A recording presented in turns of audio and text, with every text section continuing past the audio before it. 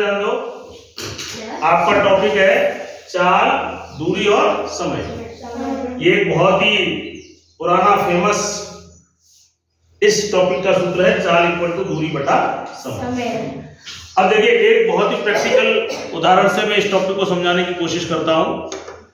आपने दो रेलगाड़ियां, बेटा इधर ध्यान दो, दो रेलगाड़ियां हैं और दोनों रेलगाड़ियां एक ही दिशा में चल रही हैं, समझे? मतलब दोनों इधर को ही जा रही हैं। अब ये दोनों रेलगाड़ियां एक दूसरे को कितने समय में पार करेंगी? प्रश्न ये है, दोबारा समझिए। एक रेलगाड़ी है जिसकी लंबाई 15 मीटर है, इस रेलगाड़ी की लंबाई 10 मीटर है। यहां पे एक आपका जो एक क्यूब है ये, इसे 1 मीटर मान लें या एक रेलगाड़ी का डिब्बा मान लें, ठीक है ना? तो वैसे तो गाड़ी की लंबाई बड़ी होती है, लेकिन आप इसको समझने के लिए टीएलएम से, आपकी गणित किट से समझने के लिए इसे छोटा मान लें। इसकी लंबाई कितनी है? 15 मीटर। इस रेलगाड़ी की लंबाई कितनी है? 10 मीटर। ये रेलगाड़ी 10 मीटर प्रति सेकंड की रफ्तार से दौड़ रही है। 10 मीटर प्रति सेकंड, एक सेकंड में 10 मीटर दौड़ जाएगी। और यह 1 मीटर में 5 मीटर प्रति सेकंड से ये गाड़ी दौड़ रही है। सामान्यतः जब एक ही दिशा में दोनों गाड़ियां दौड़ रही होती, एक ही दिशा में, तो उनकी सापेक्ष चाल जो है, सापेक्ष चाल, वो उन दोनों की चालों को घटा देते हैं, यानी कि 10 में से 5। तो यहां पे जो चाल है, सापेक्ष चाल, ये कितनी हो जाएगी? 10 माइनस 5। और दूरी, ये दोनों रेलगाड़ियां जब एक दूसरे को पार करेंगी तो इन दोनों रेलगाड़ियों की दूरियां जुड़ जाएंगी, यानी कि 15 प्लस 10। और नीचे समय आपको ज्ञात करना है, समय आपको ज्ञात करना है। 10 में से 5 के कितना आया? 5। 15 और 10 25 बटा टी, यानी कि समय। 5 एकम 5 और 25, यानी कि इधर टी को गुणा कर, इधर ले लेंगे, टी बराबर 5 सेकंड। यानी कि ये दोनों रेलगाड़ियां एक दूसरे को 5 सेकंड में पार कर लेंगी। अब देखिए, ये तो मैंने आपको रटवाने वाली बात करी भाई। मैंने कहा कि यहां पे इनकी चालों को घटा दो और यहां कहा इन दोनों रेलगाड़ियों की लंबाइयों को जोड़ दो। लेकिन क्यों?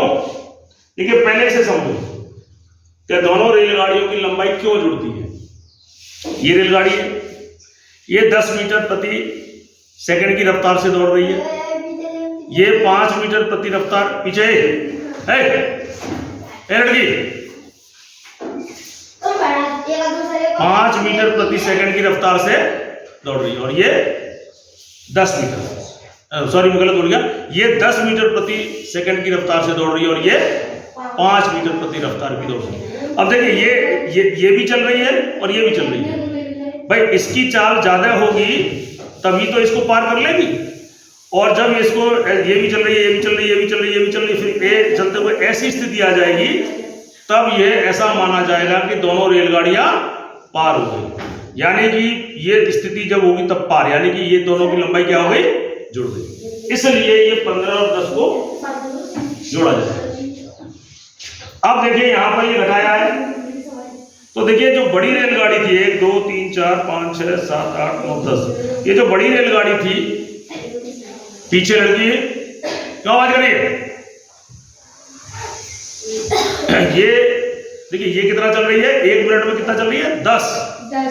यानी कि 1 2 3 4 5 6 7 8 9 10, 1 2 3 4 5 6 7 8 1 2 3 4 5 6 7 8 9 10, ठीक है?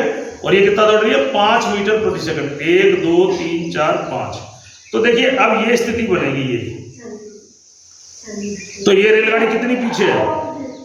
इतनी पीछे है ना, 1 2 3 4 5, यानी कि 1 सेकंड में इतना अंतर आएगा, कितना? 5। यानी कि 10 में से 5 को हम घटाएंगे। तो देखिए यहां पर ये स्थिति बनेगी, आपकी दोनों रेलगाड़ी जुड़ जाएंगी। तो जो परिणामी जो चाल आई वो कितनी आई? 5 मीटर प्रति सेकंड, सापेक्ष चाल। तो 5 मीटर 1 सेकंड में पार होगी। 1 2 3 4 5 1 सेकंड, समझा रहा? 1 2 3 4 5 2 सेकंड, 1 2 3 4 5 3 सेकंड, 1 2 3 4 5 4 सेकंड, 1 2 3 4 5 5। इस तरीके से 5 सेकंड में ये रेलगाड़ियां एक दूसरे को पार कर रही है। ठीक है।